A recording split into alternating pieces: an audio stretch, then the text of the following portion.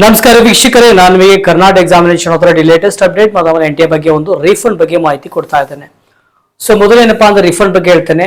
Neat ರೀ exam ಏನಾಗ್ತಾ ಇದೆ ನೋಡಿ, ಮೊದಲೇ ನೀವು ಪೇ ಮಾಡಿರುವಂತದ್ದು ರೀಫಂಡ್ ಆಗುತ್ತೆ. ಬಟ್ ಅದಕ್ಕಾಗಿ ಮೇ 21ನೇ ತಾರೀಕು ಒಂದು ಲಿಂಕ್ ಬಿಡ್ತಾರೆ, ಅದರ ಮೇಲೆ ಕ್ಲಿಕ್ ಮಾಡಿ ಬ್ಯಾಂಕ್ ಡೀಟೇಲ್ಸ್ ನೀವು ಹಾಕಬೇಕಾಗುತ್ತೆ.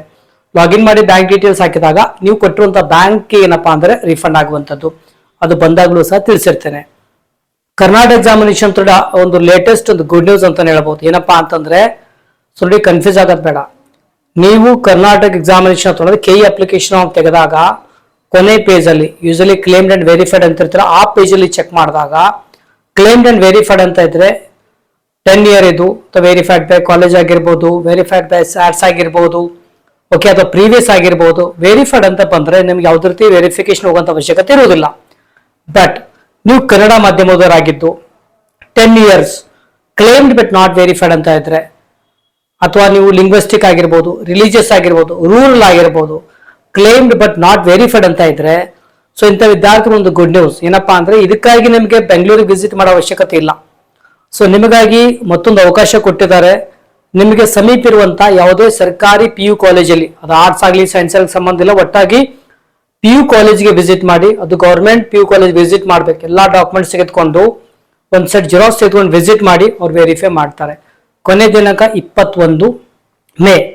ಇಲ್ಲಿ ಸ್ಪೆಷಲ್ ಏನಪ್ಪಾ ಅಂದ್ರೆ ನೀವೇನು ಕನ್ನಡ ಮಾಧ್ಯಮದವರಾಗಿದ್ದೀರಿ ಅಥವಾ ರೂರಲ್ ಆಗಿದ್ದೀರಿ, ಲಿಂಗ್ವಿಸ್ಟಿಕ್ ಅಥವಾ ರಿಲಿಜಿಯಸ್ ಆಗಿದ್ದು ನೀವು ಕ್ಲೇಮ್ ಮಾಡ್ಕೊಂಡಿಲ್ಲ ಅಂತ ಅನ್ಕೊಳ್ಳಿ, ಬೈ ಮಿಸ್ಟೇಕ್ಲಿ ನಿಮ್ಗೆ ಗೊತ್ತಾಗಿಲ್ಲ, ಈಗನೂ ಸಹ ಅವಕಾಶ ಇದೆ. ಎಡಿಟ್ ಮಾಡಿಕೊಂಡು ನೀವು ಕ್ಲೇಮ್ ಮಾಡ್ಕೊಳ್ಬಹುದು.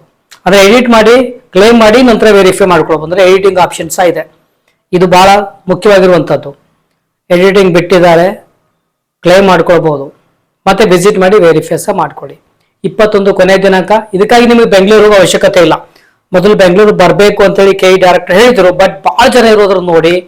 ಸೊ ನಿಮಗಾಗಿ ನಿಮ್ಮ ಅನುಕೂಲಕ್ಕಾಗಿ ವಿದ್ಯಾರ್ಥಿಗಳೇನಪ್ಪಾ ಅಂದ್ರೆ ಮತ್ತೆ ಟ್ರಾವೆಲಿಂಗ್ ಮಾಡೋದು ಬೇಡ, ಪೇರೆಂಟ್ಸ್ ಸ್ಟ್ರಗಲ್ ಬೇಡ ಅನ್ನೋ ಉದ್ದೇಶದಿಂದಾಗಿ ನಿಮ್ಮ ಊರಲ್ಲೇ ಸಮೀಪ ಇರುವಂತ ಸರ್ಕಾರಿ PU ಕಾಲೇಜ್ ವಿಸಿಟ್ ಮಾಡಿ ದಯವಿಟ್ಟು ವೆರಿಫೈ ಮಾಡ್ಕೊಳ್ಳಿ.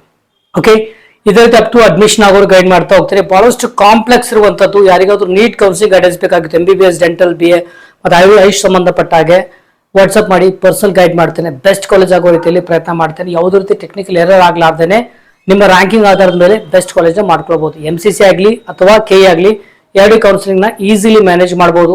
20+ ಇಯರ್ ಎಕ್ಸ್ಪೀರಿಯನ್ಸ್ ಇದೆ. ಇಂಟ್ರೆಸ್ಟ್ ಇತ್ತು ಅಂದ್ರೆ ಪರ್ಸನಲ್ ಗೈಡೆನ್ಸ್ ತೆಗೆದುಕೊಳ್ಬಹುದು. ನಾನು ತೋರಿಸೋ ನಂಬರ್ಗೆ ವಾಟ್ಸ್ಆಪ್ ಮಾಡಿ.